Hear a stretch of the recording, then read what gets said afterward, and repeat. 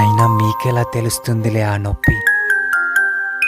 మీరే అబ్బాయినైనా సిన్సియర్గా లవ్ చేస్తుంటే కదా మీకు తెలిసేది. మీ అమ్మాయిలంతా ఒక్కసారి మీ అమ్మ పక్కన కూర్చొని, అమ్మా నువ్వు నాకు జన్మనిచ్చేటప్పుడు ఎంత నొప్పి భరించావు అని ఒక చిన్న క్వశ్చన్ అడగండి. అప్పుడు చెబుతుంది ఆ అమ్మ